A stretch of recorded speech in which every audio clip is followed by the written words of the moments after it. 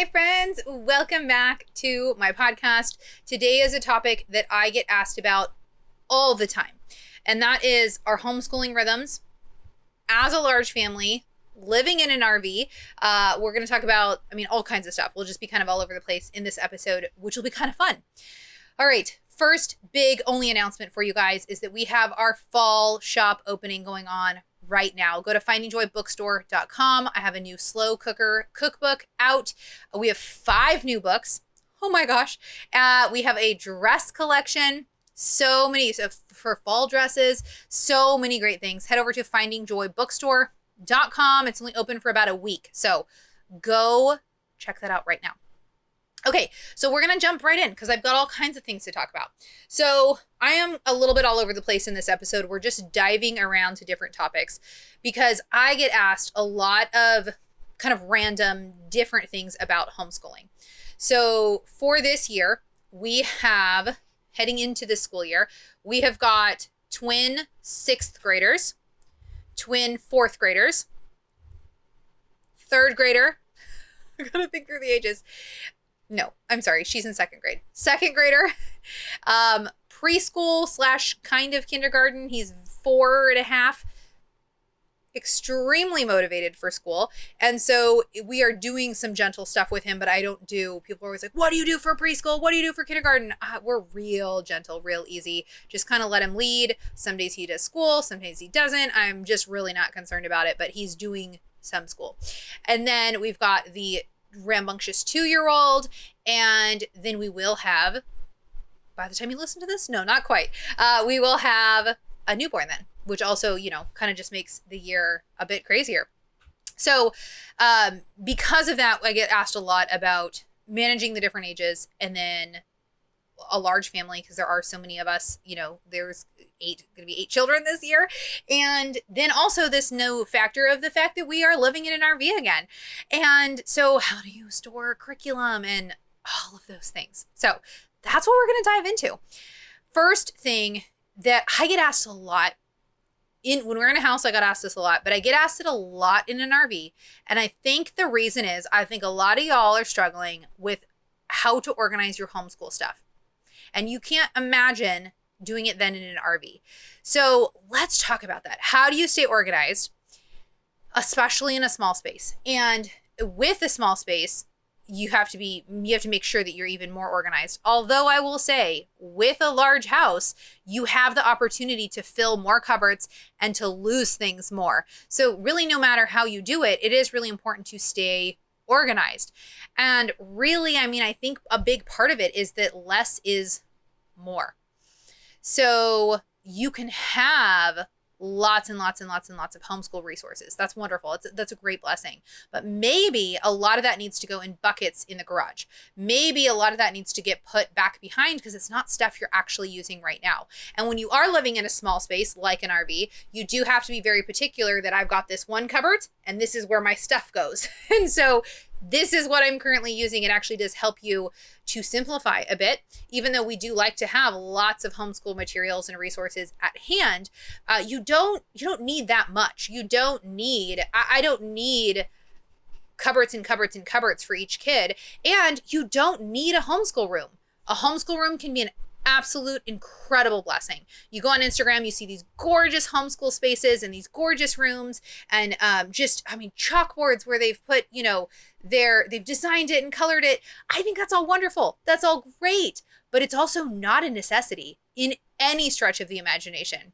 Guess what? We don't have a homeschool room because we live in an RV. But guess what? We didn't have a homeschool room in our last house. It was a 1,500 square foot house for our family of 9. I had to be pretty selective. I had a cupboard for our homeschool stuff. I had a different cupboard for art, and that was it. That was my homeschool space. So just remember that if you have a large space, your stuff will end up filling that space. And that might not be a good thing. It might be too much, or you need to pare down, you need to get rid of some stuff because it's not stuff you're using anyway. It's just stuff you're holding on to. Or it's stuff that you want to use in the future, but maybe you need to put it in a bucket and put it in the garage or put it under a bed somewhere. Because with homeschooling, my aim during the week is to be able to just pull stuff and go and not be having to reorganize. And I don't want a system that I have to keep up. I want to just be able to pull the book down that we need and get going on it. So in our RV right now, we have a couple of different areas that I've got homeschool stuff. So we have got above our couch, we have, it's actually kind of probably the length of this wall behind me if you're watching on YouTube. I've got 3 little short cupboards that are above the couch. Like if you've seen an RV, it's like a pretty typical like RV storage space. And all of it, the entire 100% of it is homeschool stuff. And that is our main area we have our curriculum. So in 2 of the, cupboards, it's got all of our subjects we're doing throughout the week. So they're just kind of in stacks because the cupboard's not even tall enough to put everything up and down. They have to be like stacked on top of each other. I wish I could put them all like in a row. You know what I mean? Like a regular bookshelf. That's how I had it in our house. And I prefer that. It's easier to take things in and out. But you make do with the space you have. So we have, piles of stuff. So we've got one pile that's everybody's language arts, and then another pile that's got Magnolia's math, because the boys do math online. And, just the different curriculum that we're using is stacked there.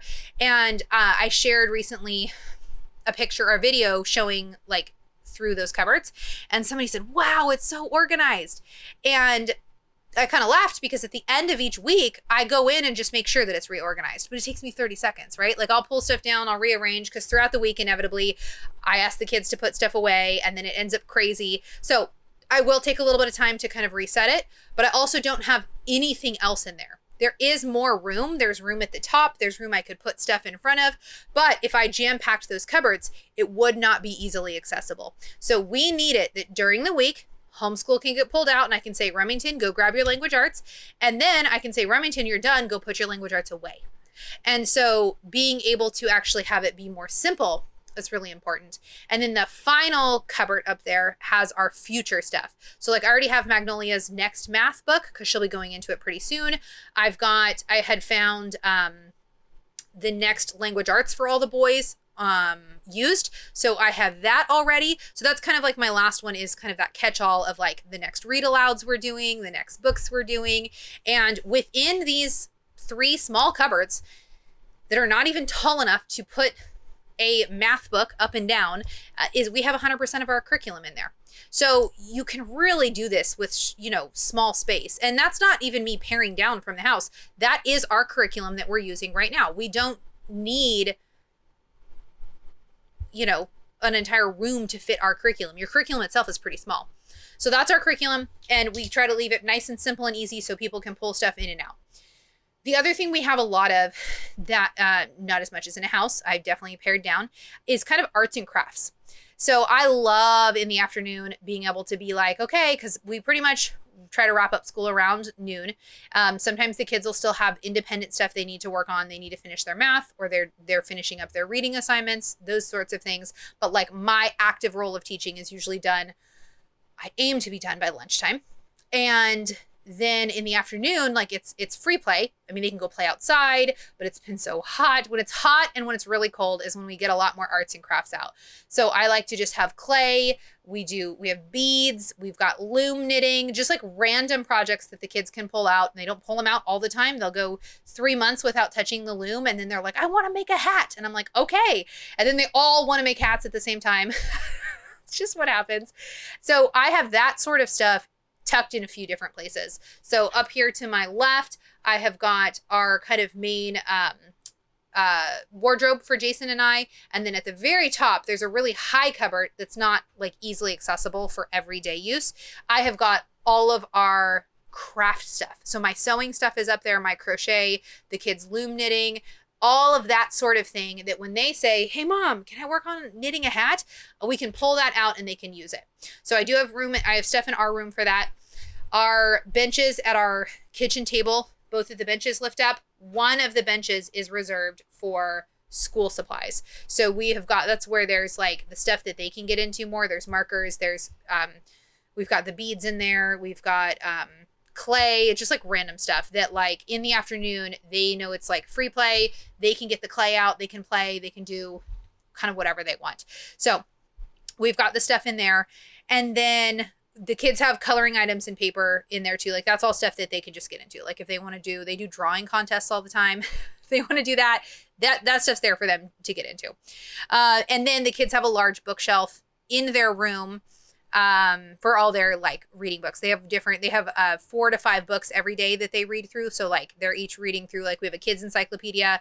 They each are on a different one and they'll read 4 or 5 pages from it. And then they have like a Who Is book that they have to read a chapter of. So they have different assigned readings each day. And so the kids have this large bookshelf in their room that has all of those books and then just their fun like fiction books. So that's how we keep stuff organized. We are in a much larger RV this time. Our first 2 years living full-time on the road, we had a much smaller RV and it worked pretty much exactly the same. We do have a bit more curriculum now than we did then because the kids were a lot younger. We just didn't have as many individual subject needs. So we definitely do. We have more curriculum than we did then, but that's pretty much how we did it then too. So get creative. Whether or not you're living in an RV, get creative, keep it simple, but keep it simple and organized so that you can pull out the things that you need. So like I said, our curriculum for the week, it needs to be streamlined and simple so that I can say, hey, go grab your language arts, get started on it. And we know where it is and we know where it gets put back. The art stuff is more overwhelming. Like it's more like there's just stuff and people have to weed through and they have to dig and they have to get to it and then they throw things back. And that's fine because I don't need that to be as streamlined. That they can dig through it. I can say, sure. They'll say, Mom, I'm bored. Can I like find an activity? And I say, sure, go look in the art cupboard. Go find something to do. And they do, and it's messy and it's fine. And about 3 times a year, I take everything out and completely reorganize it. In our house, we had this one. It was actually the linen cupboard, and I turned it into our art closet, and then towels were put elsewhere. But it was really deep, like really deep, which is a blessing, but also a curse because that thing would get crazy. And a few times a year, I would take everything out, put it on the kitchen table, throw stuff away, reorganize it, put it back, and it just doesn't always stay perfectly organized. Now our spots are smaller here, but the same thing holds true. Like I know which areas need to stay more organized and which areas are not worth my effort. It's not worth my effort to keep the art stuff completely 100% organized all the time. There's no point. But the actual curriculum, that does have a big effect to be able to, when it's school time, we need to be able to pull the subject that we need to work on it. Okay. Smooth routines. This is my tip number 2. Smooth routines ensure for easy transition. This is probably the biggest thing that we have really nailed down in the last 2 years that's been the most helpful. When our kids, I'm going to tell you something. I am chill when it comes to preschool, kindergarten, first grade. I don't think that you need to be doing 4 hours of school a day. I think that's way too much. I don't think you need science for a kindergartner. Let him go play in the mud and look at a worm. That's science. I think it's you need a whole lot less than you think you need. And so when my kids were younger, we were a lot looser on routines too, because we needed to be. I had so many little children and no big helpers. And we didn't need to be. We didn't need to be as structured to say you need to get 2 lessons of math done today and you need to get your science done. Like we just didn't need to be. There wasn't the same, school gets more intense, right? As the kid gets older, but the kid also has more capacity to do more stuff on his own. And so as they have gotten older and we have we have things that we want to fit into our school year, subjects that we want to get to, it's not as loosey-goosey. My 6th graders' education is not a loosey-goosey education of like, well, oops, we didn't get to math this year. We have real things that we want to hit. And we have things that even in 6th grade, we are looking ahead to what is your middle school going to look like to set you up well going into high school. We're already looking at the next 7, 8 years for them. No, 4, 5, 6, 7 years. Hopefully not an 8th year.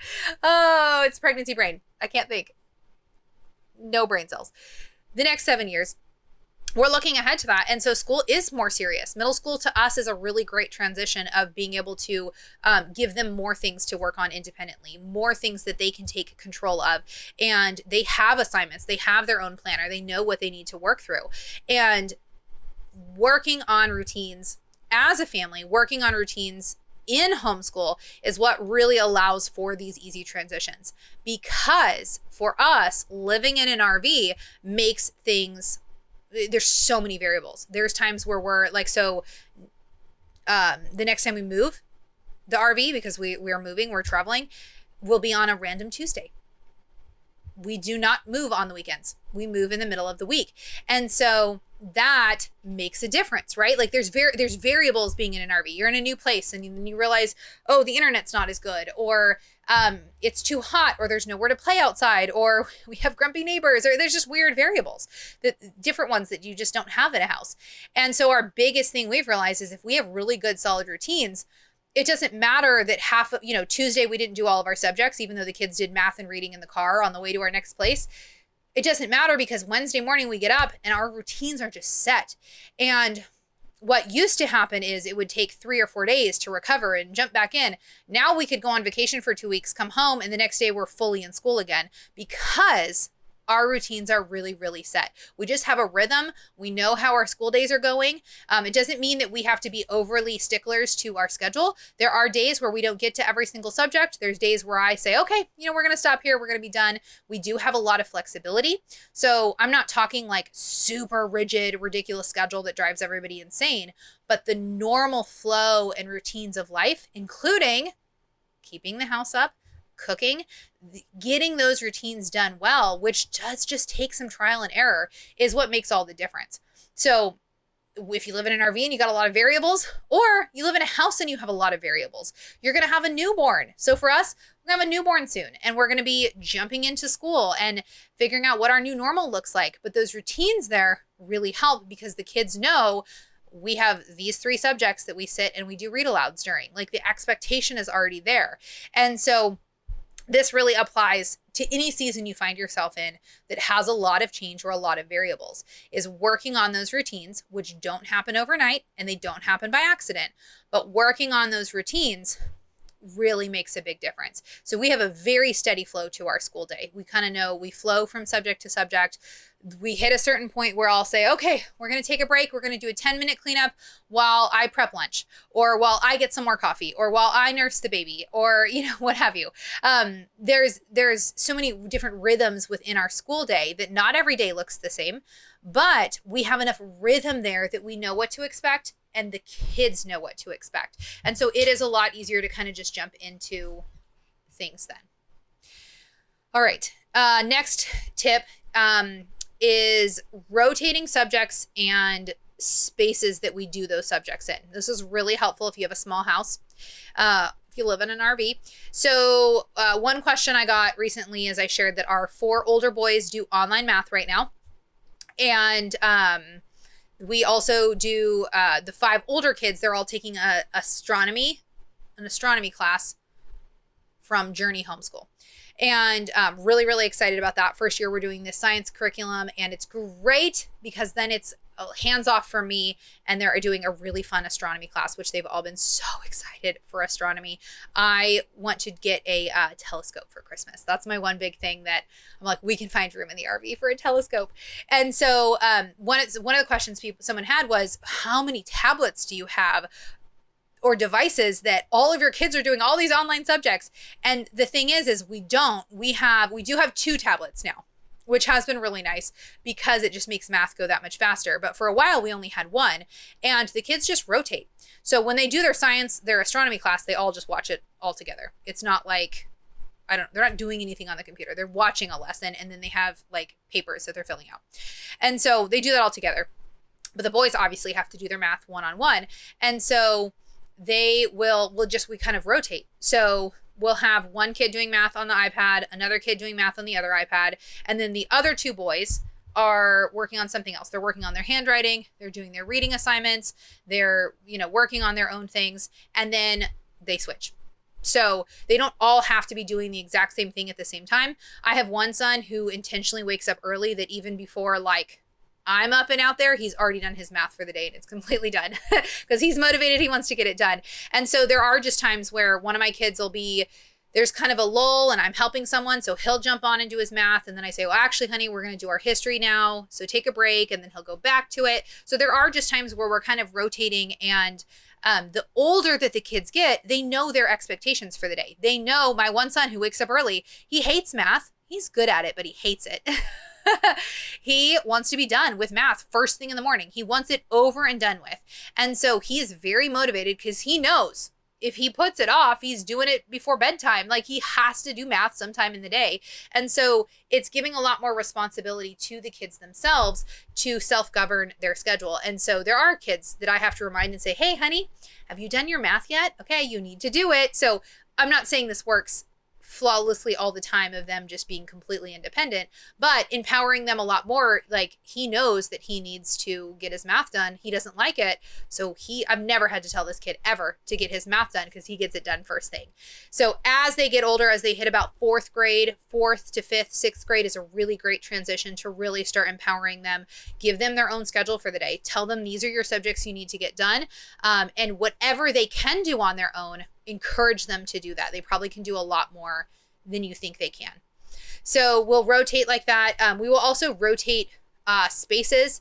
So if I'm having to work like one-on-one with a kid on a certain subject, the other kids are working on anything else independent that they can.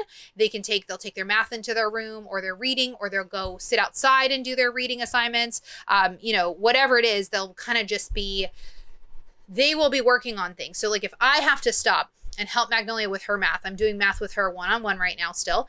And if I'm stopping to do math with her, people know that they have their other things that they're working on. And then Remington might come up to me and say, hey, Mom, I've got a math question. So I'll say, okay, Magnolia, finish doing that page. And I'll turn and help him with his math. And sometimes people have to wait in line. They have to wait in line for Mom's help, and they have other things that they can work on while they're waiting. And I think a lot of times a breakdown happens that if Mom gets distracted for 5 minutes, chaos ensues. Now, I'm not talking 5-year-olds, okay?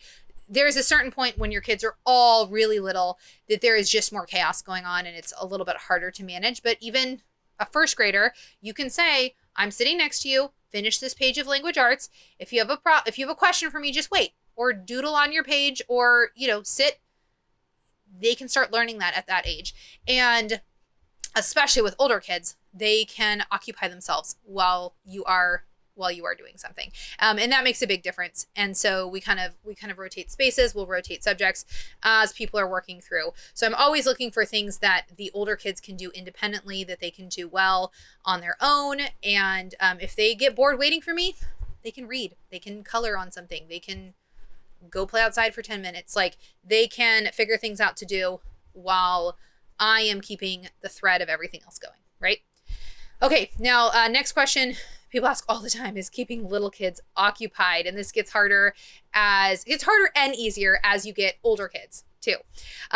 So I do think part of this is just expectation. So when we had all little, so we had 5 kids in 4 years. So at one point we had 2 first graders, 2 kindergartners, and a 3-year-old or a 4-year-old. That was hard.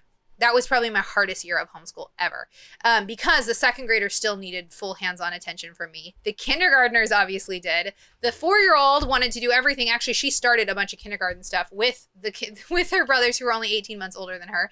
And so it was, and actually by the time she was 3, we had the next baby. So yeah, there might have been a baby in there too. Whatever it was a tough year. So anyway, maybe it was the following year. I don't know. I'm getting confused on timeline now. I start to forget. I need to sit down and write it all out. But that was really, really tough when they're all little. Like, you do have to manage expectations, but school was not as serious. There was not as much going on. The second graders can finish their school pretty quickly. The kindergartners don't have a whole lot they're doing, a couple worksheets, a little bit of reading practice, and then go play. So if you are to the point though, where you've got older kids and you've got the babies and the toddlers and the littles, it gets harder, because we are doing read aloud time then. And we might be reading out loud for an hour while we move through our different subjects. And then Mom is having to help with math and do this. And so it becomes this problem where you are juggling so many different ages that it can be very trying. And so a big thing is, what do you do with little kids? And I will say there are just some homeschool days that are tough. There's some homeschool days. Just recently, my 4-year-old, we got barely a sickness, but it was enough to where everybody was feeling run down. And for a week and a half, he was just whiny, mopey, everything turned into him crying and, falling over me and dramatic. And just one of those times where I felt like, will this ever end? And it was tough. It was a tough week of school, because he was not feeling well, there's extra grace for that. But it was a tough week. And I'm like, oh man. And so there are just times where, there's just some chaotic times. There's times to switch things up a little and, whatever. But I do think with homeschooling with kids, with little kids, part of it is just plain expectation of how the day is going to go. And this involves training. So it takes training for little ones to understand that they don't run the show during school. It doesn't mean they're ignored. I don't mean that in a cruel way. They're living their best life. Are you kidding me? These two little kids, man, they just bounce around and do all kinds of fun things. But if little kids can run the show and interrupt and get mommy's attention and get what they want, they're gonna do it. And so part of it too is training them that during read aloud time, this is not the time that mom's getting up and getting you more milk or doing other things. We are reading right now, and you can listen along quietly, or you can go somewhere else to play. And that it doesn't mean that our read aloud time is completely silent all the time. I have to correct the 6th graders to be quiet when we're doing read alouds. There are times where the 2-year-old wants to come up and cuddle with me, but he's cuddling and I'm trying to read around him. Like, that happens. Have accurate expectations. That's fine. But also training the 2 and 4-year-old that they don't get to just come in and interrupt, especially the 4-year-old. If he comes in and starts trying to interrupt, say, no, we're doing read aloud time right now. You may tell mommy when we're done. There are definitely times to do that. Then there's other times where maybe we finish. A lot of times we'll do like all of our reading alouds at the same time, which includes our history. We'll do all that. And then the kid, maybe an hour, and the little boys are expected to kind of play on their own. And then we'll take like a 10-15 minute break. And a lot of times in good weather, that means all the kids go outside and play. The 2 and 4-year-old go out with big kids. They get to go out and play and have fun. Or I will take that time and say, okay, I'm going to get some more coffee. And would you guys like to read a picture book with me? And I'll spend 10 minutes with them and give them a little bit of one-on-one attention. And then say, okay, mom's working on the next thing with the big kids. Do you guys want to get some magnet tiles out? So understanding that they have needs and that they want mom's attention, but that they don't also just automatically get mom's attention all the time and get to run the show. That's okay. A 4-year-old and a 2-year-old can understand that. And they can be told, not right now, we are busy, and find something to play with. And that can be a really hard transition at first, but the more you do that, the more you set that expectation, all of a sudden you realize they just don't even bug you anymore during read aloud time, because they know they're not getting their way and that they're not getting to do that thing. So have accurate expectations as well. This is kind of the other side of the spectrum I see a lot, is people just get so upset because they are getting interrupted. And the little kids need attention too. They are going to interrupt sometimes. Sometimes it's legitimate and you say, hold on guys, I have a poopy diaper to change. Other times you say, no, 4-year-old, you don't need milk right now. You may wait. But don't let it derail the entire day. You might have a little bit of interruption here or there. Learn how to control it. Learn how to control your own attitude, your own impatience. Believe me, there are times where I just am like, stop it. But learn how to say, nope, that is not what we're doing right now. Divert them to a different activity, set them up with something else. So I'm prepared kind of with crafts and activities to give the littles throughout the day, not in like a ridiculous way. They don't need like a new present every day. But we have magnet tiles that they love, that if I said every 10 minutes, here's the magnet tiles, they wouldn't care. But I'll realize it's been a couple days since I said, hey guys, do you want to like build a castle? And I'll say, I'll help them and we'll get all the magnet tiles out and set them up in another room and say, here, you guys want to play? And I mean, 9 times out of 10, then they get absorbed in it. Even sometimes just having like a basket of toys that you only pull out during school. This is not toys that they ever have on the weekend or at night. Like, pull out, these are special for school, something that they really love, like magnet tiles. We have these like sensory bins that have kinetic sand in them. We vacuum up more of this sand than stays in the bucket every time, I tell you what. But the 2 and 4-year-old will play for hours with that. Like, they love it, but it doesn't come out all the time. It comes out on those days where I need some extra help. Maybe I'm whiny, maybe they're whiny. It's just one of those days where you're like, it's been 10 minutes. Why are you being so needy already? Pull out those things and pull out special toys, give them some activities. Say, hey, do you guys want to color? And get some coloring out for them. A lot of times when we are doing read alouds, the 2 and 4-year-old are with us. They're playing with magnet tiles on the floor. They're coloring. They're doing something at the table right next to us. Like, they're around. They're with us. Or they're playing in their bedroom. There's a few things. But kind of having some ideas for things to give them is helpful. Now, the one thing I will say is be prepared that while you're schooling, there's going to be a mess. They're going to make a mess. That's okay. Like if you picture a kindergarten or preschool classroom throughout the day, there's toys everywhere and there's multiple cleanup times. It's okay.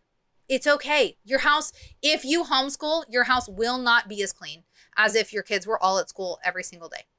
Just make peace with that. It is okay because you're doing something far greater and far better. Yes, there's really good routines we can implement. We stop and do little mini cleanings throughout the day.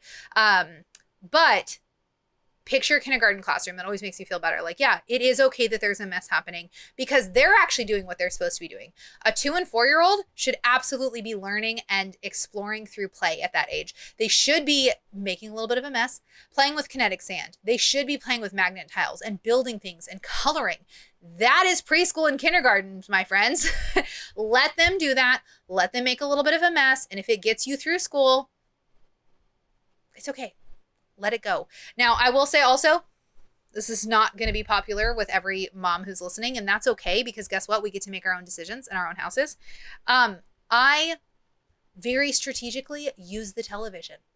Oh, yes, I do. And it is fine. That is my personal opinion. We try to get through school as much as possible every day without resorting to the littles being on screens at all. If you start it right in the first thing in the morning, that's the mistake because then it's going to be like once you've opened that door. But there are days, especially when it's hot and they like hot or really cold when they haven't been able to play outside at all. There are days where I'm like, do you guys want to watch Bluey? Do you want to watch an episode of Bluey? And it's usually actually like the hour before lunch when we're trying to get the rest of our school. Everybody's kind of having a harder time. That's when we've got crying over math, right? Like it's just like, they're hungry. It's been a long time already that they've been patient. That's when I'm like, you guys want to watch an episode of Bluey or like 10, because they're like 8 minutes long.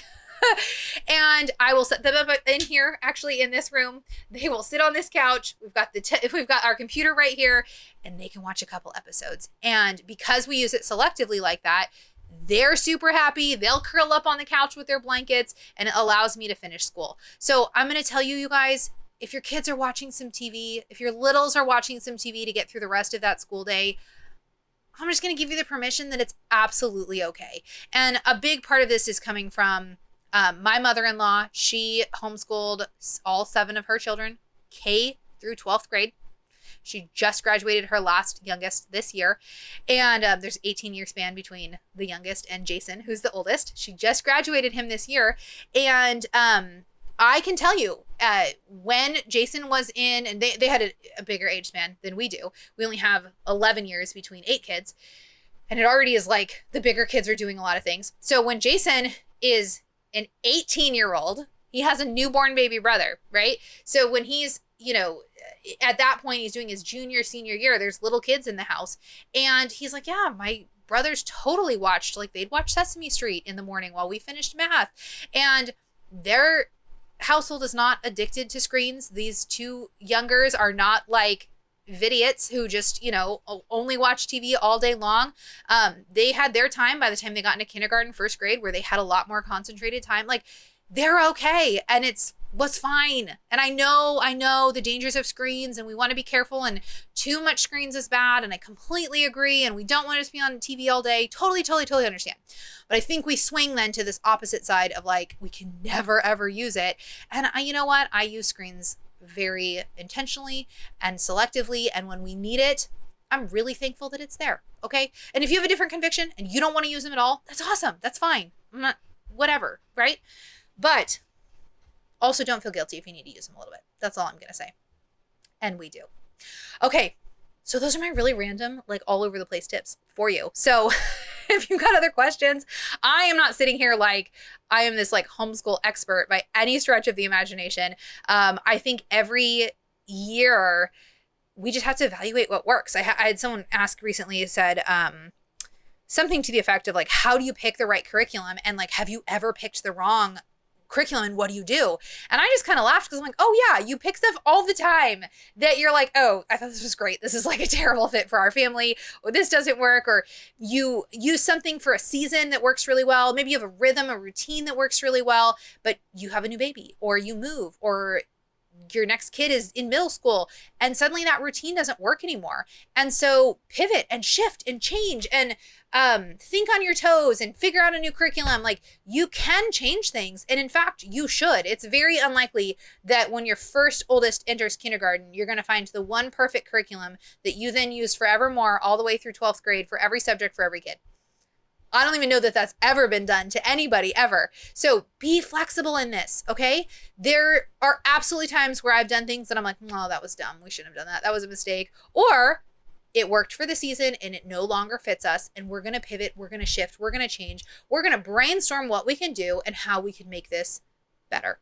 So that's what I want to encourage you. If your current way of storing your curriculum is not working, get creative and try a new way. A lot of times we get paralyzed by taking any step because we think it has to be the perfect step. So we don't ever reorganize because we can't figure out the best way to do it. Figure out a good way to do it and then tweak it from there. And eventually you're going to find a system that actually works for you, at least for that time period. And you may have to change it again in the future. So that's the encouragement I'm going to leave you with there. Learn from other moms, hear what other moms do. I think a big part of it is your personality. So I know a lot of you are going to connect with what I'm saying today and you're going to go, oh yeah, like that makes a lot of sense for me. That totally makes sense. And some of you are like, Jami, those things sound crazy. My personality, my brain, I could never do it. And that's fine. That's what it's all about, because I hear other homeschool podcasters and moms where I'm like, that's the most insane system I've ever heard of. There's no way that would ever work in my household because of me, my kids, my husband, our family, our situation, for whatever. So don't let homeschool influencers, other podcasters, me, a friend, anyone make you feel like you have to do it a certain way. And if you don't fit that mold, then you're doing it wrong. My mother-in-law is incredible with homeschooling, and there's so many things that I'm actually very like her in. And there's other things that her and I do completely different. And it's not that either of us does it wrong. We just have very different personalities in certain ways. Same thing with like some of my closest friends. My closest friend, her and I are like extreme opposites when it comes to schooling and our choices and our picks and the way we do our routines and schedules, like so different. And that's okay. There's so much beauty in different families. So figure out what works well for your family, tweak it from there, and don't get too bogged down in what's the exact right way to do everything. All right. So in our Joyful Home app, if you guys don't know what it is, go to Joyful Home. Actually, go to findingjoyinyourhome.com/app. That's where you can actually get a 20% discount. Go to findingjoyinyourhome.com/app. And we have our new Joyful Home app where we have like hundreds of resources. We've got all of our different things, but we do have several great resources for homeschool families. So we have our encouragement for the Homeschool Mom online conference. So this was normally $40 to buy a ticket to get access to all of these. I think there's like, I don't even remember. There's a bunch of sessions all about encouragement for homeschool. So many great resources in there. We also have My Homeschooling Mentor, which is a course that we put together a few years ago that normally sells for $60. And the course takes you through selecting curriculum. Like no matter, it doesn't tell you the right way to do it. It tells you how to figure out curriculum for your family, popular curriculum choices, ways to do things cheaper, figuring out if your state or country's homeschool laws are, how to abide by them. It features advice and experience from veteran homeschool moms. In fact, you hear from my mother-in-law in that course. She gives some really, really, really good advice as a veteran homeschool mom who homeschooled 7 children, K through 12. So some really fantastic resources in there. Both of those resources are in the Joyful Home app. You can join for $10. So that's $100 of just homeschool resources right there, let alone the hundreds and hundreds of other resources that are in there. So if you are looking for some more homeschool encouragement, some more homeschool help, go to findingjoyinyourhome.com/app. All right, ladies. Well, thank you so much for joining me today. We'll see you guys back here next week for the next episode.